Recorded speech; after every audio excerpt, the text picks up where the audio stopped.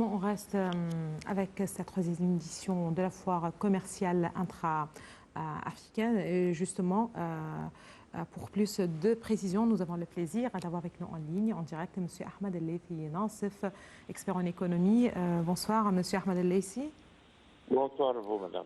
Voilà, on parle justement de cette foire qui a pour but de renforcer les opportunités de commerce et d'investissement, augmenter les échanges commerciaux, effectivement, intra-africains, et mettre en valeur les grandes opportunités et potentiels d'investissement disponibles sur le continent africain. À quel point pensez-vous que justement cette foire, cette édition de la foire, ou justement de telles manifestations justement sont-ils ou sont-elles justement ces manifestations sont-elles capables de mettre en place cette complémentarité intra-africain dont on parle, dont on fait appel justement régulièrement? Son Excellence, le président Sisi a touché le point la plus importante dans cette situation, que le continent africain ne manque pas ni des capacités, ni des ressources naturelles surtout, et ressources d'agriculture, pour vraiment avoir une indépendance dans leur économie et leur échange commercial entre eux. Mais malheureusement, suite à des décennies et décennies de colonisation par des pays différents, on n'a pas eu, les économies africaines n'ont pas eu l'indépendance nécessaire. Et c'est là que le président Sisi a fait le point qu'il nous manque pratiquement rien. On a les ressources naturelles, mais ça reste une question de comment on peut mettre ces ressources en fonction. On a des multitudes d'exemples et malheureusement l'Égypte est inclus, où on fait l'exportation des produits en leur état brut et on réimporte, on fait l'importation une deuxième fois pour ces produits. Par exemple, en Égypte, on fait ça pas mal de fois dans le domaine des textiles. Oui. On fait des exportations des matières premières, notamment le coton brut, et on le réimporte à 10 ou quelquefois même 100 fois plus cher. Et c'est la différence et la gestion. On a le produit principal, on a les main-d'œuvre. L'Afrique ne manque pas de main-d'œuvre.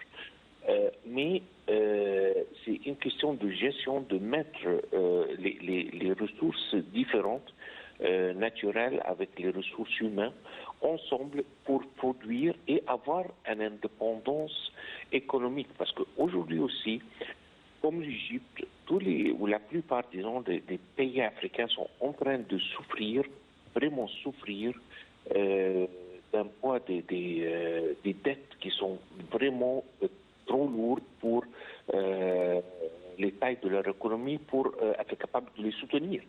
Et l'Égypte n'est pas une exception.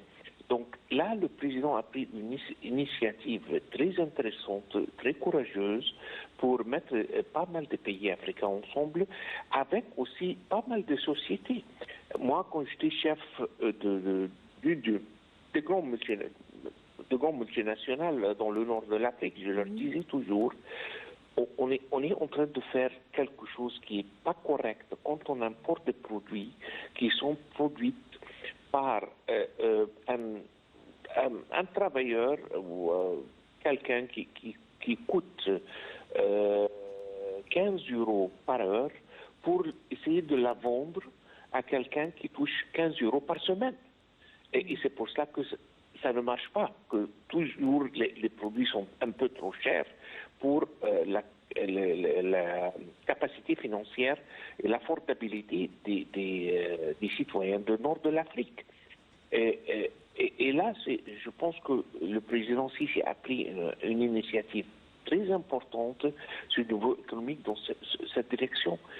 On est vraiment en train de ce qu'on est en train. On voit par exemple, il y a, sans nommer les pays, mais il y a, disons, la France. la France n'a pas d'or. Et la France, elle possède beaucoup plus d'or que les pays qui produisent l'or en Afrique.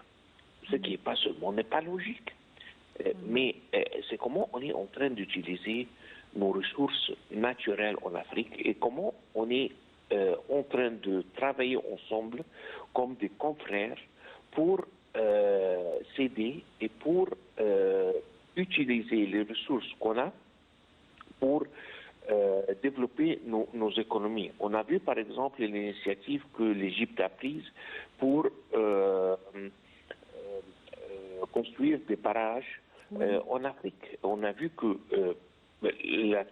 c'était en Tanzanie, si je ne me trompe pas, et on a fait un des plus grands barrages en Afrique, et pour un coût qui a coûté des fractions, s'ils auraient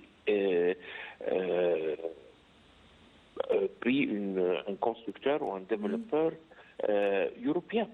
Donc, on a pas mal de choses pour en profiter entre nous. Et c'est ça la direction stratégique que son Excellence le Président Sisi a donnée. Et c'était très clair dans son mot d'ouverture pour ce réunion que je pense est un pas dans la bonne direction. Parce que vraiment, si on regarde les chiffres économiques entre le commerce bilatéral entre les pays africains, c'est vraiment médiocre. Et il n'y a aucune raison pour que ça soit comme ça.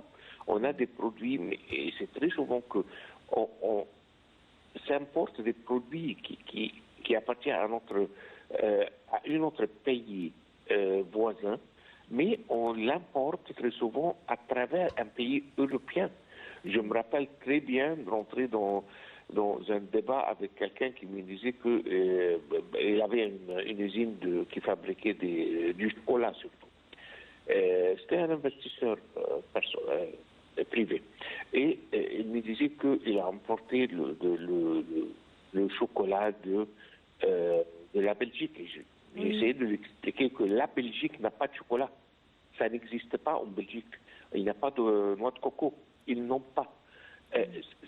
C'est ou du Côte d'Ivoire, c'est quelque part dans l'Afrique centrale où le chocolat brut et le cacao sont produits.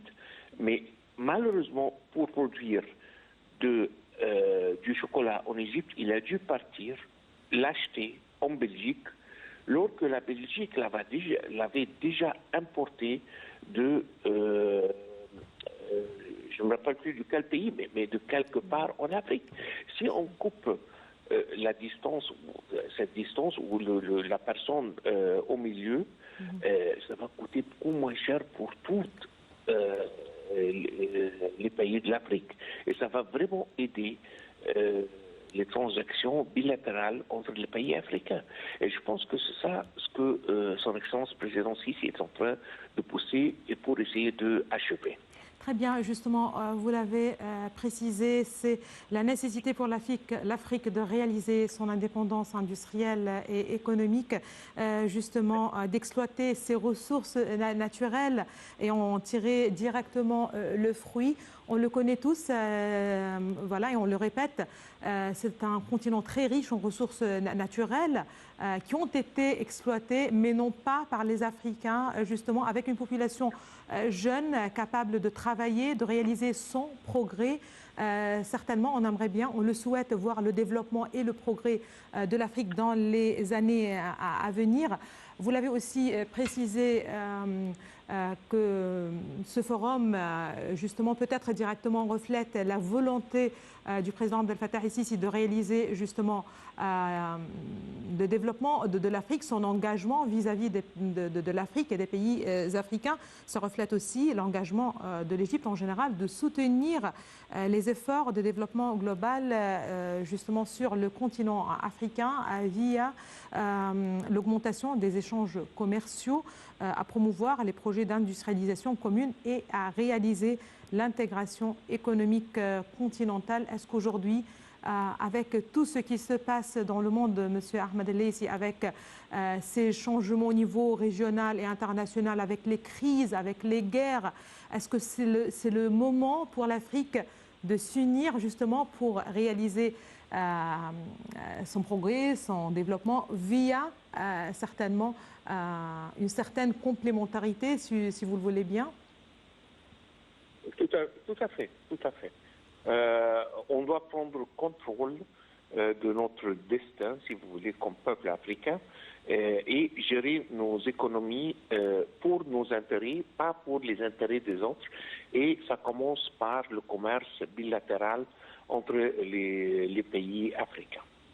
Très bien, merci beaucoup à vous, Monsieur Ahmed El Sinas. Vous êtes expert en économie. Merci beaucoup de vos précisions. Là, on enchaîne directement avec un troisième et dernier commentaire, puisque je rappelle qu'en prélude à cet événement, la Banque